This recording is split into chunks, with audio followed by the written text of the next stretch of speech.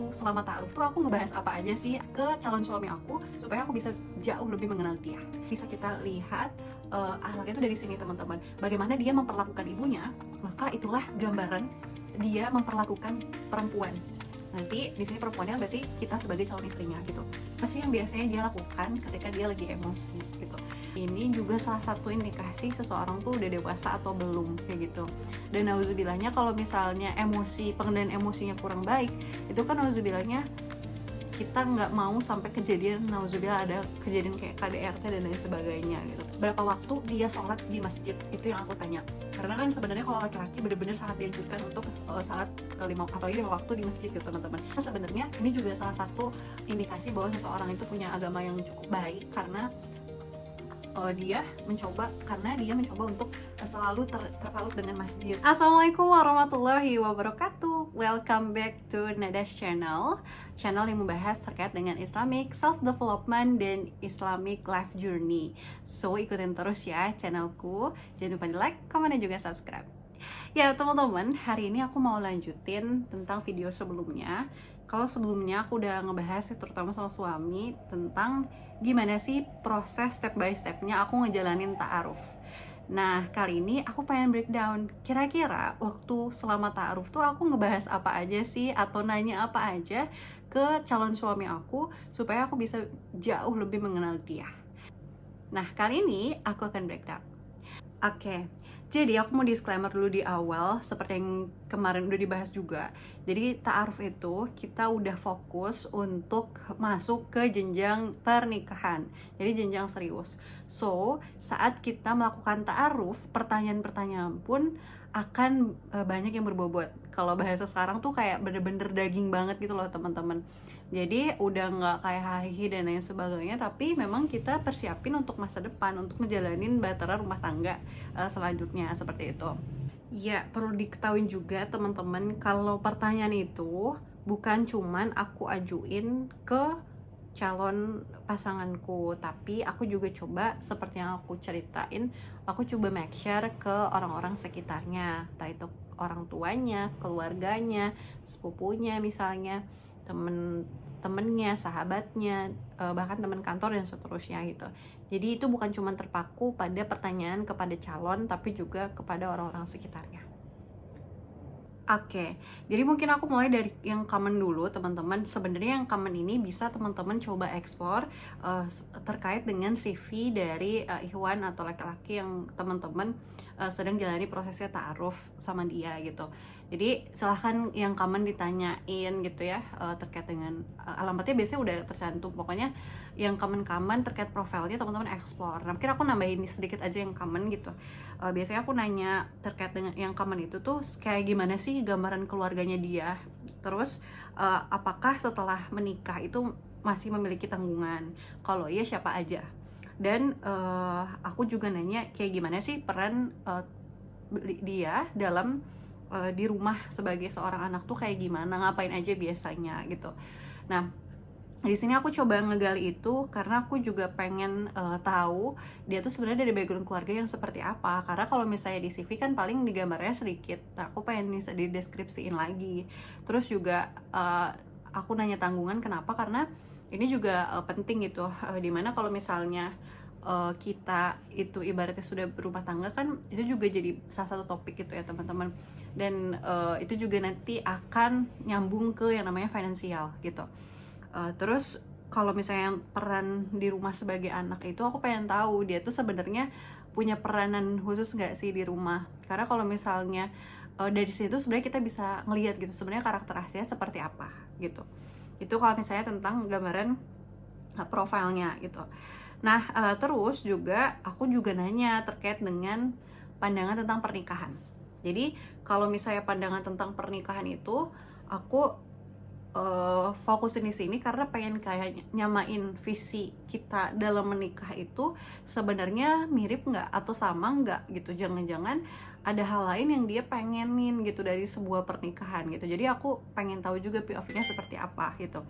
Nah aku coba tanya sebenarnya apa sih makna menikah dan tujuan menikah dari Ikhwan ini gitu. Itu yang aku tanyain, harapannya kita punya visi nikah yang sama. Nah, terus aku juga pengen tahu nih terkait dengan akhlaknya dia. Nah, biasanya aku nanyain beberapa hal. Yang pertama itu, aku nanyain gimana sih gambaran interaksi Ikhwan terhadap keluarganya gitu. Interaksinya gimana nih sama kakak adeknya, interaksinya gimana sama sepupu-sepupunya, interaksinya kayak gimana sama orang tua terutama ibunya gitu. Nah, ini biasanya bisa kita lihat akhlaknya itu dari sini teman-teman. Bagaimana dia memperlakukan ibunya, maka itulah gambaran dia memperlakukan perempuan. Nanti di sini perempuannya berarti kita sebagai calon istrinya gitu. Nah, terus juga aku coba mention terkait dengan gimana sih pola pengasuhan Ikhwan ini dari kecil sampai besar. Aku pengen tahu gimana orang tuanya membentuk diri dia yang sekarang gitu. Karena kenapa aku tanya ini? Karena ini juga ngaruh sama bagaimana nanti dia punya rencana untuk pola pengasuhan bagi anak-anaknya kelak gitu. Kalau misalnya kalau dalam istilah psikologi itu ada yang namanya inner child gitu. Kita bisa lihat, oh dia tuh seperti apa sebenarnya, inner child dia tuh seperti apa, apakah dia pernah dia udah mengalami inner child yang baik gitu ya dari pola pengasuhan orang tuanya, ya itu bakalan kita coba turunin lagi ke anak-anak gitu.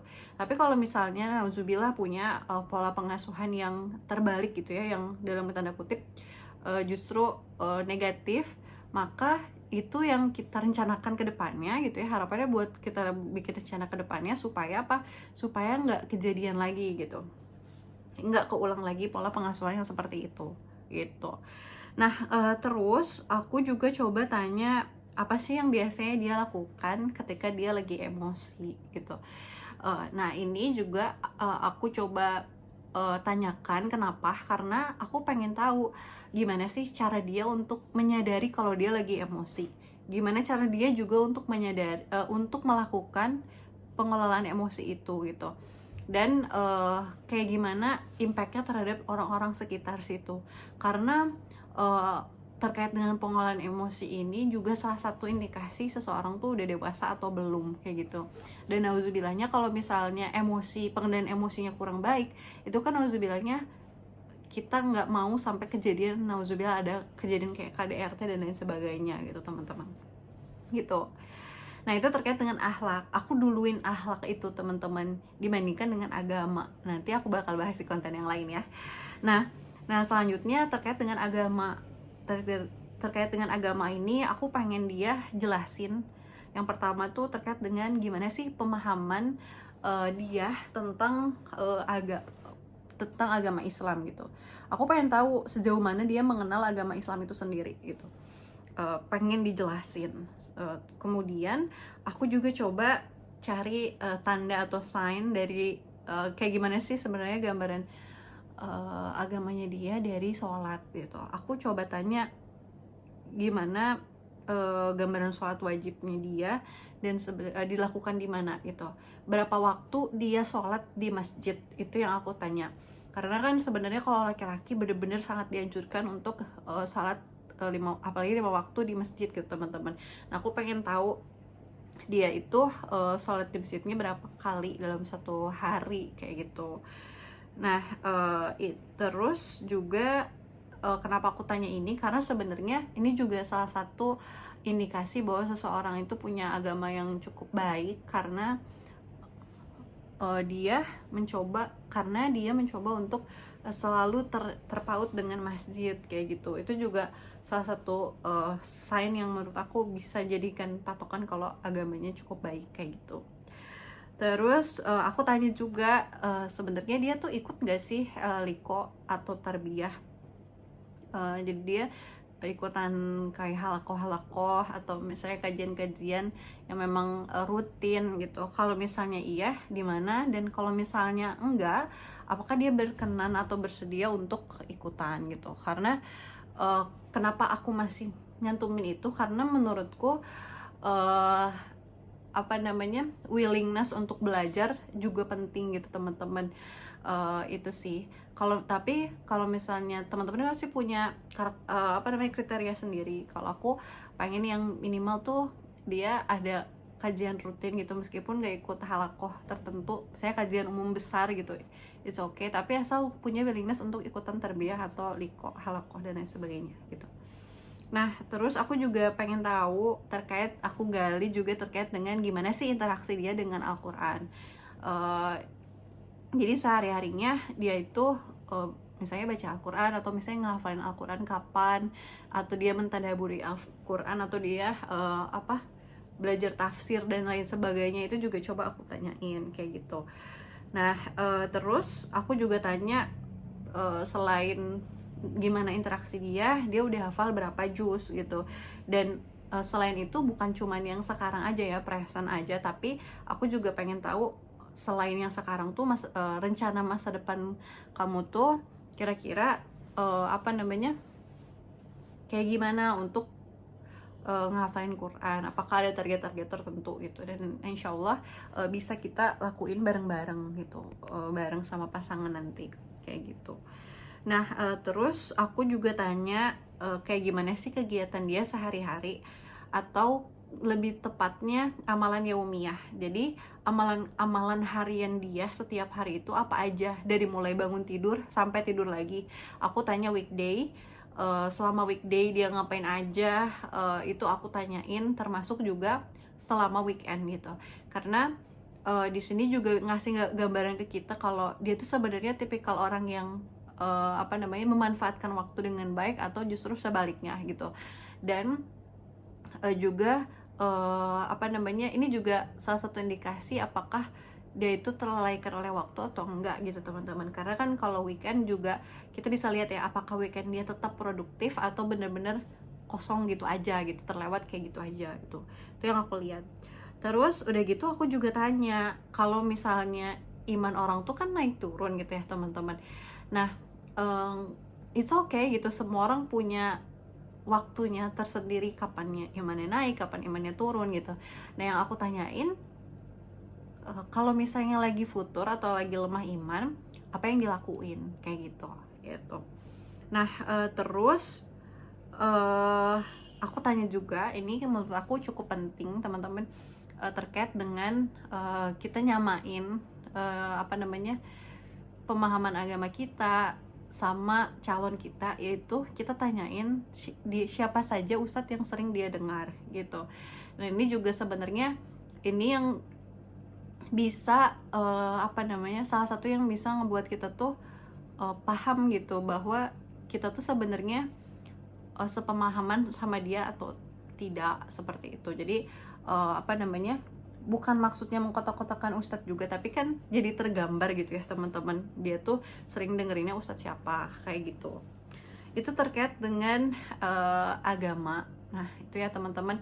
Jadi jangan sampai kita kayak udah ngalor ngidur kemana-mana, tapi kita lupa sama hal yang memang basic ini, yang memang wajib ada ini, terkait dengan akhlak dan juga agama. Nah, itu dia teman-teman, breakdown pertanyaan-pertanyaan yang aku coba ajuin ke calon suamiku ketika proses ta'aruf. Semoga bermanfaat teman-teman, dan lebih dan kurangnya silahkan teman-teman aja sendiri, dan selamat mencoba untuk proses ta'aruf ya. Semoga dimudahkan, dilancarkan, dan jangan lupa untuk pantengin terus kontenku. Jangan lupa juga untuk di like, komen, dan juga subscribe ya. Kalau gitu aku pamit. Wassalamualaikum warahmatullahi wabarakatuh.